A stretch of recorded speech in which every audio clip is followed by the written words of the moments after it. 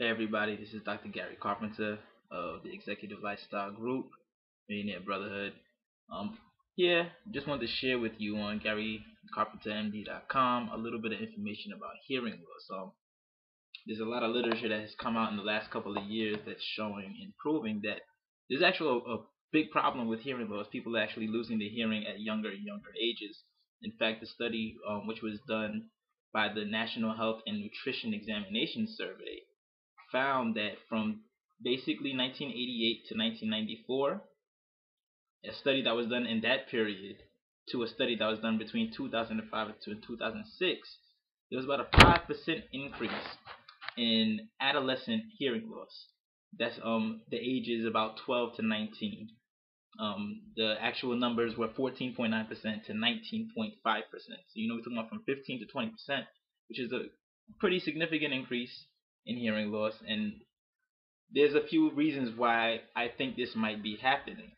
One of them is that most teens and young adults are not really concerned about their hearing loss and about protecting their ears, and they allow themselves to have exposure to lots of noises that ordinarily we wouldn't have.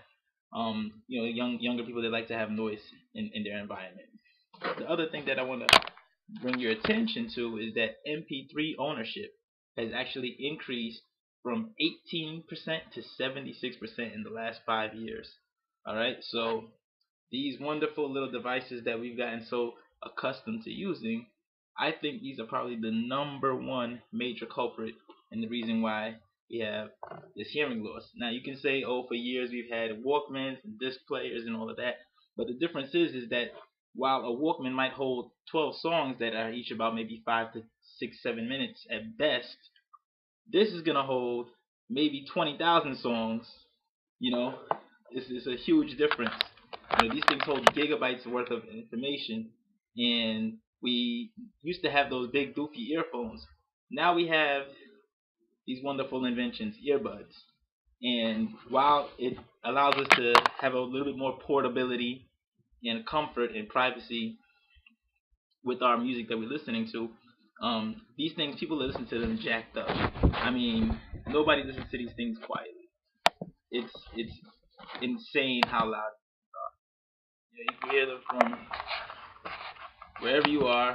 If you're on the train, you'll hear the music, and you know exactly the words of every single song that the person is listening to.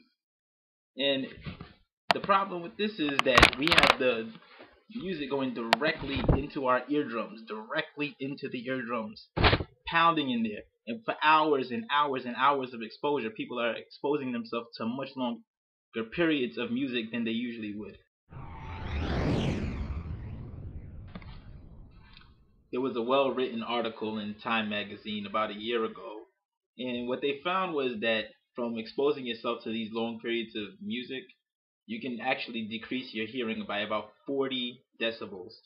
In layman terms, what that means to you is that you'll still be able to hear a normal conversation, and you'll still be able to hear normal sounds, but the difference is you're going to actually have a difficult time listening to people and having a conversation when the ambient noise or the surrounding noise, background noise, starts to elevate.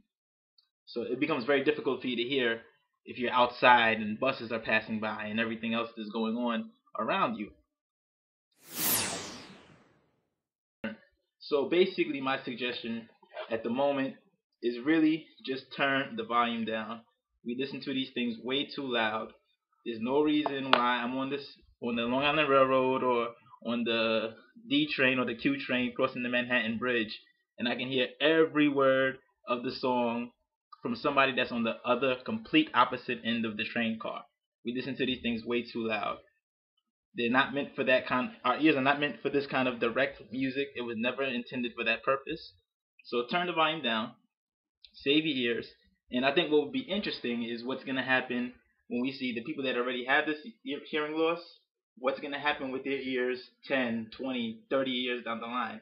How much more deafness and early deafness, and how much more need for hearing aids and hearing assistance devices that we're going to have in the future. So, take care of yourself, take care of your ears, and thank you for stopping by GaryCarpenterMD.com. Thank you.